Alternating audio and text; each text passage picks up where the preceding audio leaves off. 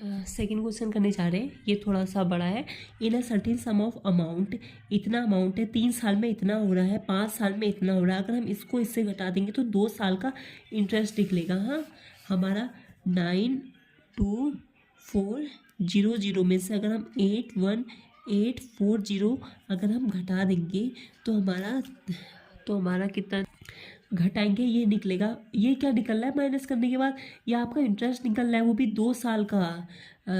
3 साल में इतना है, 5 साल में इतना है, तो इन दोनों को जब हम घटाएंगे तो 2 साल का इंटरेस्ट इतना निकलेगा। तो एक साल में कितना ब्याज मिल रहा है? 2 5 10, इसको डिवाइड कर देंगे। 2 2 4, 2 8 16, एक साल में उसका इतना मिल रहा है। अब वो बोल रहा है कि 3 साल में, अब तो फिर एक साल का हमारा निकला, तो अगर हम इसका 3 साल का निकालेंगे तो 3 से सबसे पहले इसको इंटू करेंगे। 5280 को अगर हम 3 से इंटू करते हैं तो हमारा कितना आता है?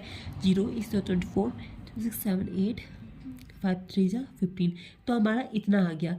ये आपका 3 साल में मिलने वाला ब्याज है। अब वही बोल रहा है कि एक अमाउंट है, वो कितना हो जा रहा है? इतना हो जा रहा है 81,840, 3 साल में मतलब हो जा रहा है।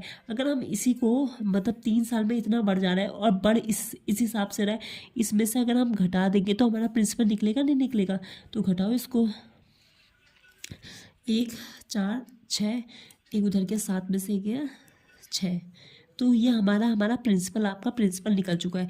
अब ये हमारा प्रिंसिपल निकल चुका है। अब हमसे बोल रहा है प्रिंसिपल निकल गया, अब आप इसका रेट निकाल सकते हो, आराम से निकाल सकते हैं। हम क्या बोलते हैं, वही जो हमारा 1 साल में मिलने वाला इंटरेस्ट है उसको इससे प्रिंसिपल से डिवाइड करके इंटू 100 कर देंगे तो हमारा निकल जाएगा। ये घटेगा 11 4 जा 44 44 6 6 7 8 11 8 जा 11 6 जा 6 6 जा 6 7 जो 42 6 8 जा 48, तो हमारा जो आर है हमारा कितना 8% निकल गया।